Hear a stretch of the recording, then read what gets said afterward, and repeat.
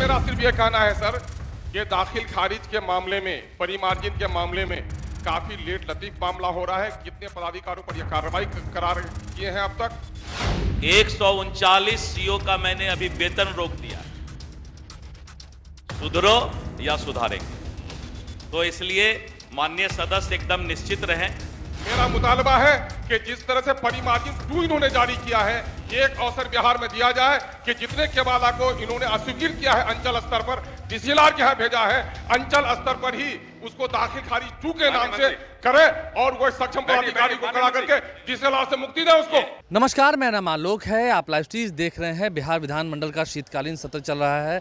ऐसे में सत्ता पक्ष और विपक्ष के बीच में टकराहट देखने को मिलती है।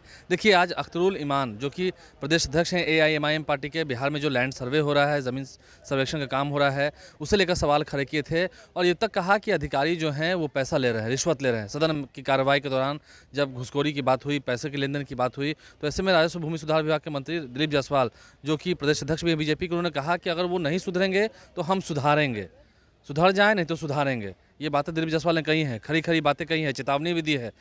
चलते सदन की कार्रवाई के दौरान दिलीप जायसवाल ने उन अधिकारियों को चिताया है और कहा है कि बिहार में जो जमीन सर्वे का काम हो रहा है वो ठीक से हो रहा है। क्या कुछ विस्तार से जानकारी दी है। खेसरा खाता को लेकर भी जब सवाल खड़े किए गए, ज़मीन के जो रैयत हैं उन्हें कितनी दिक्कत हो रही है कागज़ बनवाने में, अख्तरुल ईमान क्या कुछ पूछ रहे थे, दिलीप जायसवाल ने क्या जवाब दिया, वहाँ पर पूरी बात सुनवाते हैं। शुक्रगुजार हूँ कि इन्होंने बहुत विस्तार पूर्वक जवाब दिया है।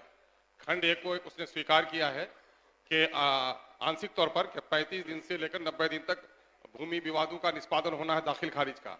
और लेकिन इन्होंने खंड 2 में स्वीकार किया है मेरे इस आरोप को कि इनके यहाँ दाखिल खारिज और भूमि विवादों के निपटाने की शरह सिर्फ 15% है।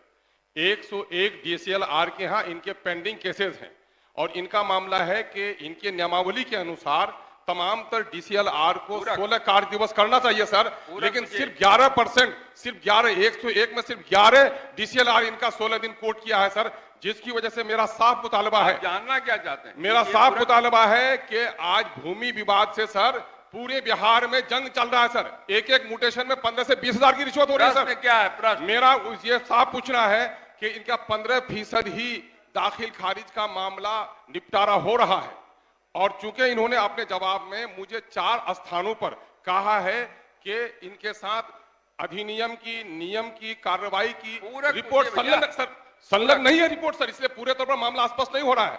पूरक मेरा सिर्फ यह कहना है सर कि दाखिल खारिज के मामले में, परिमार्जिन के मामले में काफी लेट लतीफ मामला हो रहा है। कितने पदाधिकारियों पर यह कार्रवाई करार किए हैं अब तक और इस मामले को और किस तरह से बेहतर कर सकते हैं। दूसरा मामला, एक मेरा मामला है सर उससे ये कि परिमार्जिन 2 इसने निकाला है सर, जमीन से लोगों के रजिस्टर 2 से जमीन गायब हो गई है और नतीजा है कि 35 कार्य दिवस में अगर किसी का केवाला दाखिल खारिज नहीं होता है तो रैयत को जाना पड़ता है डीसीएलआर के यहाँ और डीसीएलआर के ये विषय नहीं। माननीय मंत्री, ठीक है सर, मंत्री जवाब देना, मैं पूछ लूंगा। माननीय अध्यक्ष महोदय, माननीय सदस्य का जो प्रश्न आया है, इस प्रश्न के आलोक में मैं एक बात बताना चाहूंगा कि जो 15% डीसीएलआर का निष्पादन का मैंने कहा है और आज के तिथि में वो करीब करीब 68% हुआ है। बीच में लोकसभा का चुनाव था और हमारे अंचल अधिकारी और डीसीएलआर लोकसभा चुनाव में जितने भी नेता का प्रोग्राम होता है, सभा होता है, सब चीज में हमारे सीओ का ही अख्तरुल भाई हमारे माननीय सदस्य उपयोग करते हैं और सीओ का जो कार्य है वो राजस्व से ज्यादा प्रशासन में ज्यादा होता है महोदय। तो लोकसभा चुनाव होने के चलते 4 महीना, करीब करीब वही अप्रैल, मई, जून, इसी के आसपास ये पेंडेंसी ज्यादा आया। लेकिन अब हमने इसको बहुत तेजी में सभी डीसीएलआर को और वहां के डीएम और कमिश्नर को एक पत्र निर्गत किया है। मैं धन्यवाद देता हूं माननीय सदस्य को कि हमने पत्र निर्गत कर दिया है डीएम और आयुक्त को कि किसी भी परिस्थिति में जो भी मामला पेंडिंग है उसको जल्द से जल्द निपटारा करवाएं। और मुझे लगता है कि जो लोकसभा चुनाव के अंदर पेंडेंसी आया था वो हम 2-3 महीने में इसको ज्यादा से ज्यादा निष्पादन करने में सक्षम होंगे। एक दूसरा सवाल उन्होंने किया कि कितने लोगों पर कार्रवाई की गई, तो मैं तो राजस्व मंत्री इसी के लिए जाना जाता हूं कि कार्रवाई करने में मैं पीछे नहीं रहता हूं। अंचल अधिकारी और समकक्ष ग्रेड के पदाधिकारियों के 180 पदाधिकारी के विरुद्ध मैंने कार्रवाई किया। 180। 139 सीओ का मैंने अभी वेतन रोक दिया है। सुधरो या सुधारेंगे। तो इसलिए माननीय सदस्य एकदम निश्चित रहें। अब आप जवाब दीजिए अपना। अब मुंह मत मेरा खोलवाइए कि विभाग को किसने गड़बड़ाया। अरे माननीय मंत्री जी इधर देख के जवाब दीजिए। महोदय, मैं मुंह नहीं खोलना चाहता हूं। आप जवाब दीजिए ना, माननीय सर का जवाब दीजिए, बाकी मत सुनिए। तो एकदम माननीय सदस्य आश्वस्त रहें कि एक एक पदाधिकारी अपना काम करेंगे, नहीं तो उन पर कार्रवाई के लिए मेरा सूची बहुत लंबा है कि कितने लोगों को हमने ट्रैप किया, गिरफ्तार किया, कितने लोगों को मैंने कार्रवाई किया, वेतन रोका। एकदम पूरा होगा। आप जितना चाहते हैं उससे ज्यादा महोदय हम करने का काम करेंगे। अरे भाई आप सर जिले के आदमी आप गंभीर मसला सर, एक पूरा तो पूछने दीजिए। मैं सिर्फ ये जानना चाहता हूं कि 30 से 35 दिन में अगर कार्य दिवस में रैयत के खतियान का अगर वहां पर दाखिल खारिज नहीं हुआ तो डीसीएलआर के यहाँ भेजा जा रहा है, रैयत को सूचना नहीं मिल पा रही है।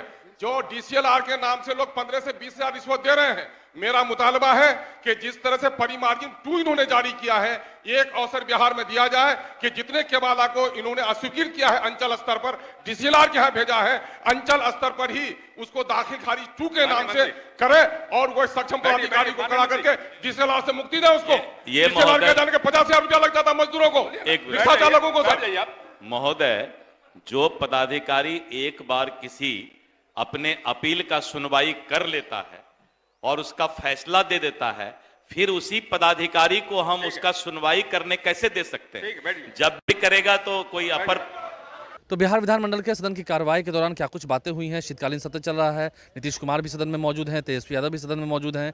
हमने आपको तमाम वीडियोस दिखाए हैं। हमारे चैनल को सब्सक्राइब कर लें, साथ साथ फेसबुक पेज भी लाइक करें। धन्यवाद। पूरक मेरा सिर्फ ये कहना है सर कि दाखिल खारिज के मामले में, परिमार्जिन के मामले में काफी लेट लतीफ मामला हो रहा है। कितने पदाधिकारियों पर यह कार्रवाई करार किए हैं अब तक? 139 सीओ का मैंने अभी वेतन रोक दिया। सुधरो या सुधारेंगे। तो इसलिए माननीय सदस्य एकदम निश्चित रहें। मेरा मुतालबा है कि जिस तरह से परिमार्जिन 2 इन्होंने जारी किया है, एक अवसर बिहार में दिया जाए कि जितने केबाला को इन्होंने अस्वीकृत किया है अंचल स्तर पर, डीसीएलआर के यहाँ भेजा है, अंचल स्तर पर ही उसको दाखिल खारिज 2 के नाम से करे और वो सक्षम पदाधिकारी को खड़ा करके डीसीएलआर से मुक्ति दे उसको।